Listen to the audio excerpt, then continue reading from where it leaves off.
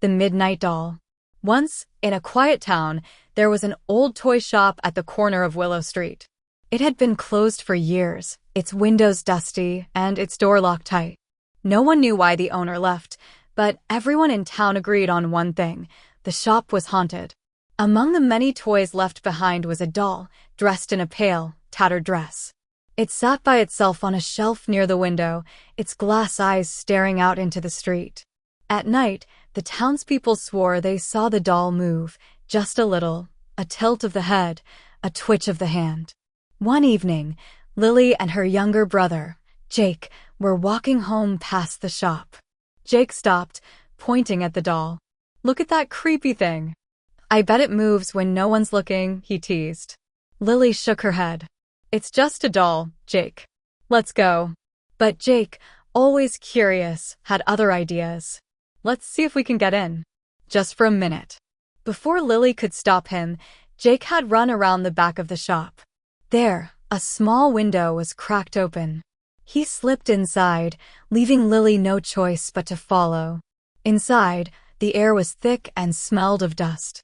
Shelves lined the walls, filled with old toys, tin soldiers, marionettes, and teddy bears.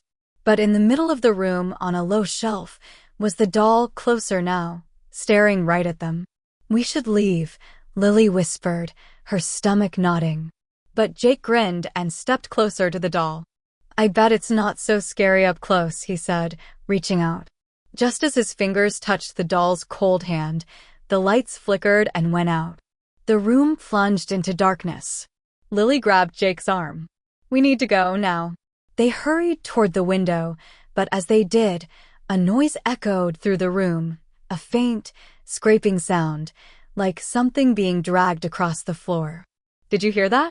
Jake whispered, his voice shaking now. Lily nodded, pulling him faster toward the window.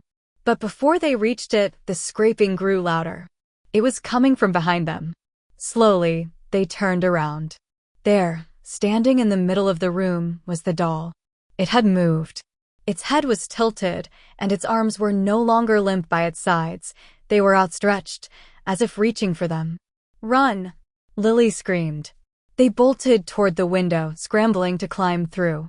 As they did, they heard a faint tap-tap-tap of tiny footsteps chasing after them. The doll was moving faster now, its glass eyes fixed on them. Jake shoved Lily out the window first, then scrambled through just as the doll's tiny hand reached the windowsill. They hit the ground running, not stopping until they were far down the street. Out of breath, they turned back toward the shop. The doll was standing at the window again, just as still as it had been before. But now, its head was tilted just a little more, and its hand rested on the glass.